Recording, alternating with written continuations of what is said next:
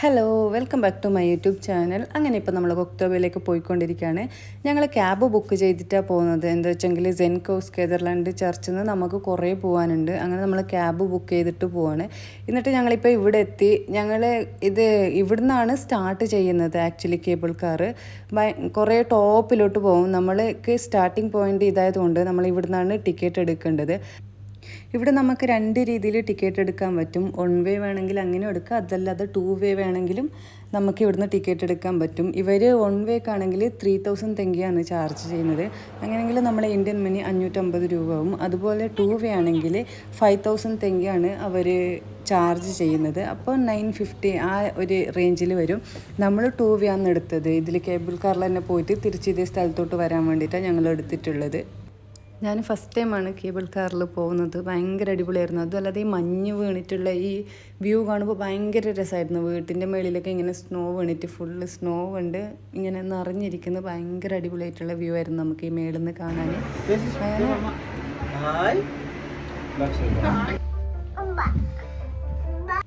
ഞങ്ങൾ ടോപ്പിലോട്ട് എത്തും തോറും തണുപ്പ് ഭയങ്കരമായിട്ട് കൂടുന്നുണ്ട്. പിന്നെ നമ്മൾ ഈ കാറിൻ്റെ അകത്തായതുകൊണ്ട് നമുക്കത്ര തണുപ്പ് അറിയുന്നില്ല. ഇതിൻ്റെ അകത്തും ഹീറ്റർ ഉണ്ടായിരുന്നു, അതുകൊണ്ട് നമുക്ക് തണുപ്പിന് വലിയ പ്രശ്നമൊന്നുമില്ലായിരുന്നു. പിന്നെ ജിസുവിൻ്റെ ഒരു ടെൻഷൻ മാത്രമേ ഉണ്ടായിരുന്നു. മേളിലോട്ട് പോകുന്തോറും അവൻ എന്ത് ചെയ്യുമെന്ന് അറിയത്തില്ല. അവനെ ഇപ്പം നമ്മൾ വേറെ ജാക്കറ്റൊക്കെ കൊണ്ടുവന്നിട്ടുണ്ട്, പക്ഷെ അവൻ ഇടാൻ സമ്മതിക്കുന്നില്ല.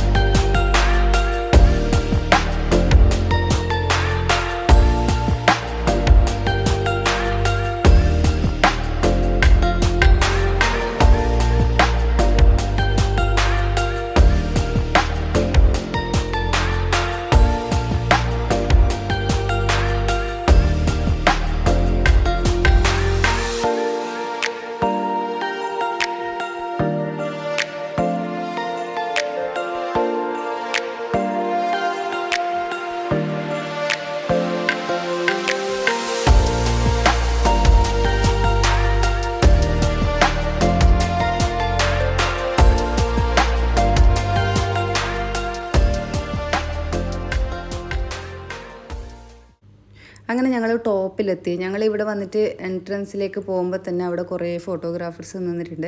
എന്നിട്ട് അവർ ഞങ്ങൾ ഇറങ്ങുമ്പോൾ തന്നെ ഫോട്ടോസ് എടുക്കും, എന്നിട്ട് കാണിക്കും. അപ്പം നമുക്ക് ഇൻട്രസ്റ്റ് ഉണ്ടെങ്കിൽ അവരുടെ അടുത്ത് നമുക്ക് ഫോട്ടോസൊക്കെ എടുപ്പിക്കാം. എല്ലാം നല്ല അടിപൊളിയായിട്ടുള്ള ഫോട്ടോസായിരുന്നു. അങ്ങനെ ഞങ്ങളും കുറച്ച് ഫോട്ടോസൊക്കെ ഇവിടെ നിന്ന് എടുത്തു.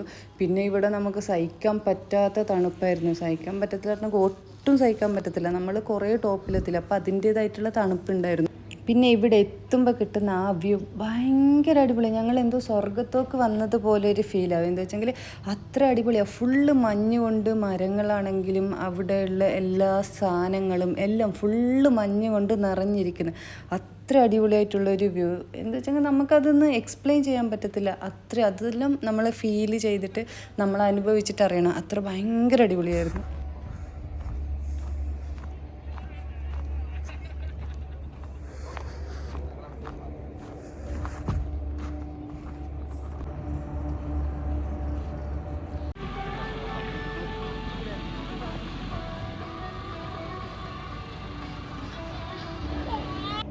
ഞങ്ങളിവിടെ കുറേ സമയം സ്പെൻഡ് ചെയ്യണമെന്ന് വിചാരിച്ച് അവിടെ എത്തുമ്പം, പക്ഷേ ഞങ്ങൾ അവിടെ നിന്ന് 15 മിനിറ്റ് ആകുമ്പം സീസു ഒരു കരച്ചിൽ തുടങ്ങി. ഒരു രക്ഷയില്ലാതെ കരച്ചിലായിരുന്നു. ഒട്ടും വായടക്കുന്നില്ല അവന്. കരച്ചിൽ എന്ത് പറഞ്ഞാലും അവൻ്റെ കരച്ചിൽ നിൽക്കുന്നില്ല. പിന്നെ അവിടെ ഉള്ളവർക്കും ടെൻഷനായി ഇവനിങ്ങനെ കരയുന്നത് കണ്ടിട്ട്. പിന്നെ ഞങ്ങളൊരു കടയിൽ പോയിട്ട് അവർ കുറേ ഇവൻ്റെ കരച്ചിൽ നിർത്താൻ നോക്കി, കുറേ ഹീറ്റർ ഇട്ടിട്ട് ചൂടാക്കാൻ നോക്കി. എന്ത് പറഞ്ഞാലും ഇവൻ്റെ കരച്ചിൽ നിൽക്കുന്നില്ല. അങ്ങനെ പിന്നെ ഞങ്ങൾ പേടിച്ചിട്ട് തിരിച്ച് വന്നു. ഇനിയിപ്പം അവനിങ്ങനെ കരഞ്ഞിട്ട് എന്തെങ്കിലും പറ്റിയാലോ, അല്ല തണുപ്പ് കൊണ്ടിട്ട് എന്തെങ്കിലും പറ്റിയാലോ എന്ന് പറഞ്ഞിട്ട് ഞങ്ങളങ്ങനെ 15 മിനിറ്റ് മാത്രമേ അവിടെ നിന്നിട്ടുള്ളൂ. പിന്നെ തിരിച്ചു വന്നു. എന്താ വെച്ചാൽ നമുക്ക് സഹിക്കാൻ പറ്റത്തില്ല. ഇപ്പം നമുക്ക് പോലും ആ തണുപ്പൊന്നും സഹിക്കാൻ പറ്റത്തില്ല. അപ്പോൾ കുഞ്ഞായ അവന് ഭയങ്കര പാടായിരിക്കും. അതുകൊണ്ട് അവന് കുറേ ജാക്കറ്റൊക്കെ ഞങ്ങൾ അവിടെ നിന്ന് ഇട്ട്, പക്ഷെ അവനൊന്നും ഇട്ടിട്ടും സമ്മതിക്കുന്നേ ഇല്ല. പിന്നെ അങ്ങനെ ഞങ്ങൾ അവിടെ നിന്ന് തിരിച്ചു വന്നു. അങ്ങനെ അത് കഴിഞ്ഞിട്ട് ഞങ്ങൾ ഡയറക്റ്റ് റൂമിലോട്ട് പോയി. വേറെ എവിടെയും പോകാൻ നിന്നില്ല. ഇവൻ്റെ കരച്ചിലൊക്കെ നിർത്തിയിട്ട് ഇവനെ ഒന്ന് സമാധാനപ്പെടുത്തണമായിരുന്നു. അങ്ങനെ ഞങ്ങൾ ഡയറക്റ്റ് റൂമിൽ പോയി. അങ്ങനെ അത് കഴിഞ്ഞിട്ട് പിന്നെയാണ് നമ്മൾ രാത്രിയാകുമ്പോഴാണ് പുറത്തിറങ്ങിയത്. പിന്നെ അത് കഴിഞ്ഞിട്ട് നമുക്ക് എന്തെങ്കിലും ഫുഡൊക്കെ കഴിക്കണമെന്ന് പറഞ്ഞിട്ട് ഇറങ്ങിയത്. ജിസുവിൻ്റെ കരച്ചിലൊക്കെ മാറി, അവൻ ഓക്കെ ആയി. അങ്ങനെ പിന്നെ നമ്മൾ പുറത്തിറങ്ങി.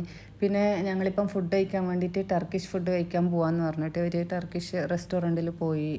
അങ്ങനെ ഞങ്ങൾ 2-3 ഐറ്റം ഫുഡ് ഓർഡർ ചെയ്തു. എല്ലാം നല്ല അടിപൊളിയായിരുന്നു, ടേസ്റ്റി ആയിരുന്നു. ഞങ്ങൾ ഇവിടുന്ന് പോകുമ്പോഴേ പ്ലാൻ ചെയ്തതായിരുന്നു ടർക്കിഷ് ഫുഡ് എന്തായാലും കഴിക്കണമെന്ന് പറഞ്ഞിട്ട്. അങ്ങനെ ഞങ്ങൾ അവിടുന്ന് ടർക്കിഷ് ഫുഡ് വാങ്ങിച്ചു, കഴിച്ചു. എല്ലാം അടിപൊളിയായിരുന്നു, നല്ല ടേസ്റ്റായിരുന്നു.